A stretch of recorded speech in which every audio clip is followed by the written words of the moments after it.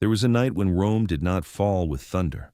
No giant crack split the earth, no god descended from the sky, no single battle erased the greatest empire the West had ever known. Instead, it ended in silence. In the marshy city of Ravenna, behind guarded walls and dim palace corridors, a boy emperor waited while the world around him collapsed. His name was Romulus Augustulus, a child wearing a crown too heavy for his head, seated on a throne already broken by decades of corruption, invasion, and fear. For centuries, Rome had ruled continents, commanded armies, built roads across the known world, and made kings bow. But on this final night, the empire was no longer a roaring lion. It was an exhausted shadow, cornered by its own weakness. And by dawn, the Western Roman Empire would be no more. Rome had not been strong for a long time. For generations, the empire had been bleeding from every wound imaginable. Civil wars had weakened its heart. Corrupt officials had drained its wealth. Heavy taxes crushed ordinary people. Provinces once loyal to Rome had slipped from its grasp. In the West, Roman power had become fragile, fragmented, and deeply dependent on foreign mercenaries. The old capital, Rome itself, was no longer the true center of power. That honor had shifted to Ravenna, a city surrounded by marshes and easier to defend. It was safer, but safety was not strength. The legions that once terrified the world were no longer purely Roman. More and more, the empire relied on Germanic soldiers to fight its battles. These men served Rome, but they were not blind. They saw the empire's weakness. They knew the emperor was young. They knew power no longer belonged to old Roman blood alone. Rome still wore the robes of greatness, but underneath, the body was failing. At the center of this dying empire sat a boy. Romulus Augustulus was likely no more than a teenager. His very name sounded like a cruel joke of history. Romulus, the legendary founder of Rome, and Augustulus, meaning Little Augustus, a smaller echo of the empire's first great emperor. He had not risen through glory, wisdom, or victory. He had been placed on the throne by his father, Orestes, a Roman general who seized power in 475 AD and made his own son emperor. Romulus ruled in name, but real authority rested in the hands of ambitious men around him. The boy had inherited not a crown, but a disaster. One can imagine him that night in Ravenna, listening to whispers in the corridors, hearing armored footsteps on stone floors, sensing the fear in every servant's face. He may have worn imperial robes, he may have sat in golden chambers, but he was still a child, trapped inside the final chapter of an empire far older and far greater than he could save. If Romulus was the face of the empire, Orestes was the hand trying to hold it together. Orestes was no emperor, but he was a man of influence, a military commander who had maneuvered himself into control. It was he who removed the previous emperor, Julius Nepos, and elevated his own son. He believed he could stabilize the West with force, strategy, and authority. But Orestes made one fatal mistake. The Germanic soldiers serving under Rome had long fought for imperial survival. In return, they demanded land in Italy, payment not just in coin, but in permanent settlement. Orestes refused them. Whether out of political caution, pride, or fear of losing Roman control, he denied what they had come to expect. That refusal lit the fuse. The soldiers turned to a leader of their own, Odoacer. Strong, ambitious, and fully aware that Rome could no longer command the loyalty it once assumed, Odoacer rose as the champion of men who were done begging the empire for reward. And now, he was marching toward Ravenna. Odoacer was not yet called king that night, but he already carried himself like a man who knew history was opening a door for him. He was a leader of federate troops, men of Germanic background, who had long served the Roman military machine. But these were not mindless outsiders, smashing at the gates of civilization. They were soldiers shaped by Rome, armed by Rome, and frustrated by Rome's broken promises. When Orestes refused their demands for land, Odoacer turned grievance into revolution. He did not march as a wandering raider. He moved with purpose. His cause was simple and powerful. If Rome could no longer honor those who fought for it, then Rome had lost its right to command them. To the old Roman elite, Odoacer was a threat. To his followers, he was justice in armor. As his forces advanced through Italy, the illusion of imperial control began to vanish. Town by town, field by field, the empire's weakness became impossible to hide. This was not merely an invasion, it was a transfer of power already underway. Before Ravenna itself could face its fate, Orestes had to be dealt with.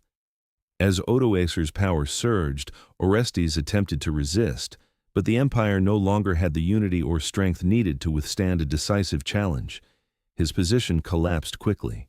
He was captured near Pavia and executed.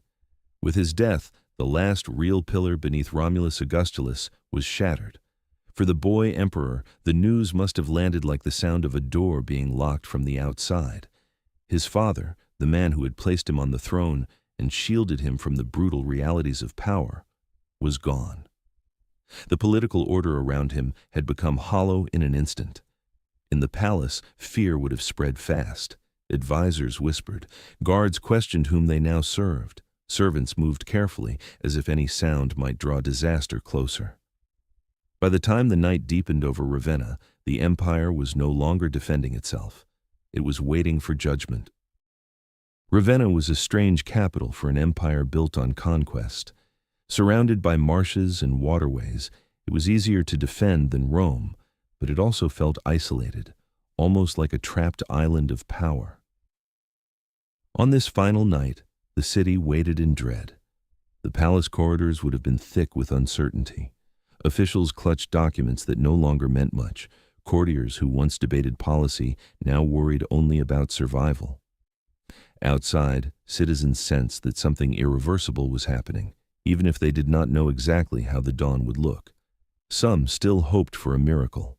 Others knew better. The empire's enemies were no longer far away across some distant frontier. They were at the gate, and they knew the emperor was a boy. The army was divided, and Rome's old prestige had become little more than decoration. All night long, Ravenna held its breath. Inside the palace, the air must have felt unbearably still. One room may have held the imperial regalia, purple robes, ceremonial armor, the symbols of a state that had once ruled Britain, Gaul, Hispania, and North Africa. Another room may have held frightened counselors trying to decide whether surrender, resistance, or negotiation still meant anything at all. And somewhere among them was Romulus Augustulus. Did he understand the scale of what was ending?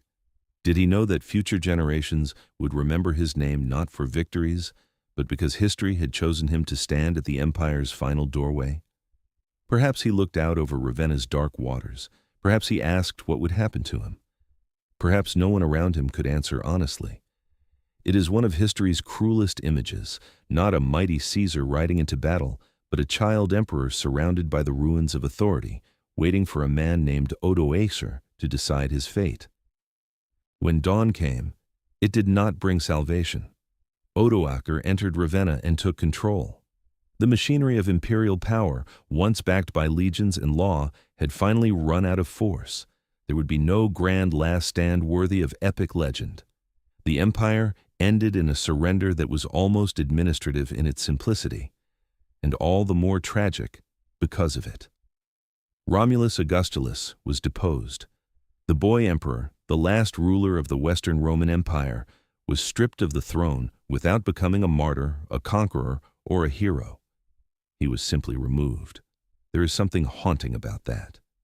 The Roman Empire in the West did not end with a giant final battle between gods and men.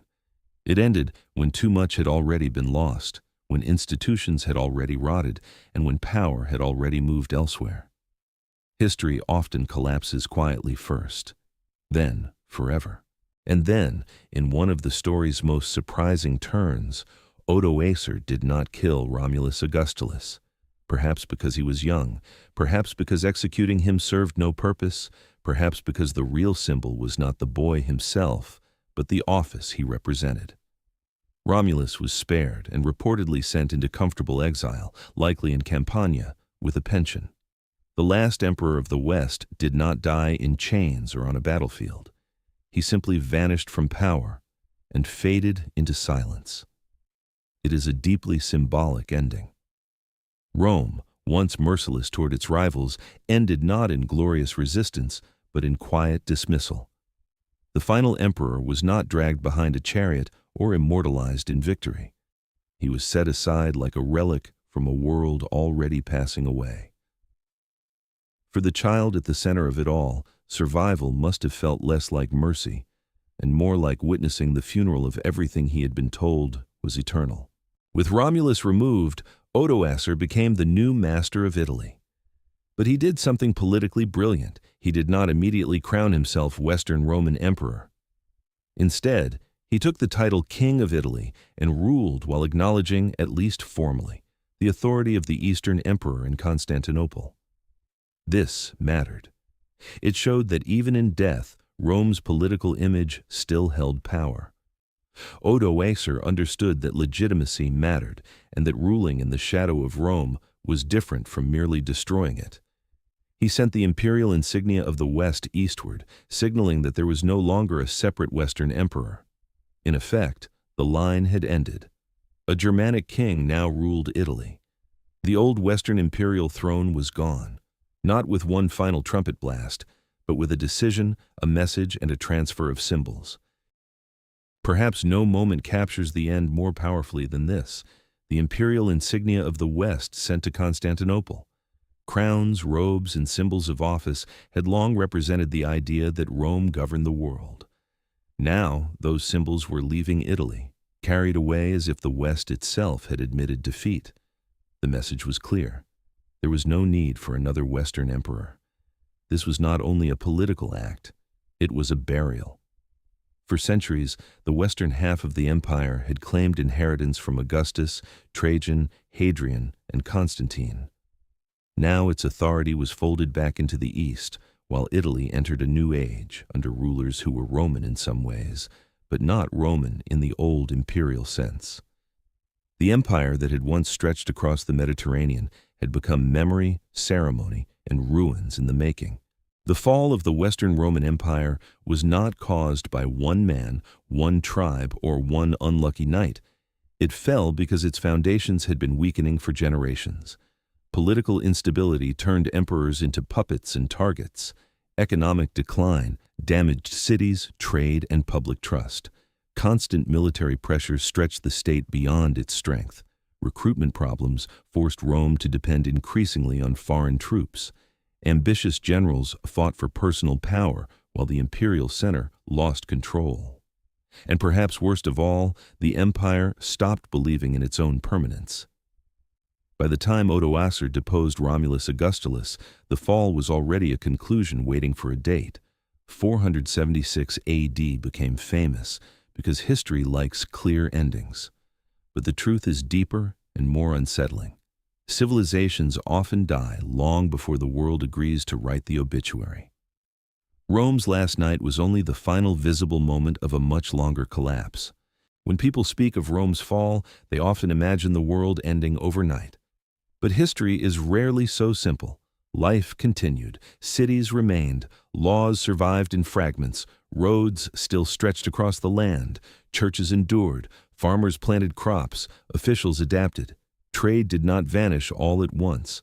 The Roman world did not disappear in a single burst of darkness, it transformed. Yet something enormous had changed. The West no longer had an emperor in the old Roman sense.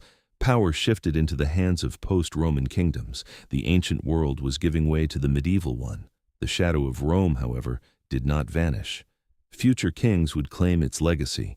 The church would inherit part of its structure. Emperors in the East would still call themselves Roman.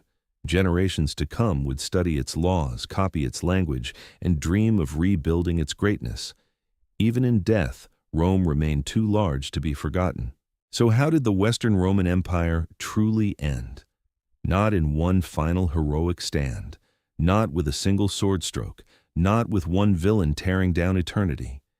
It ended when a civilization that had once conquered the world could no longer carry the weight of its own decay. And on that final night in Ravenna, History placed a child on the threshold of the old world and let him watch the door close. Romulus Augustulus lost a throne he never truly controlled. Odoacer gained a kingdom built on Rome's remains, and the empire that had defined power, law, ambition, and empire itself passed into legend.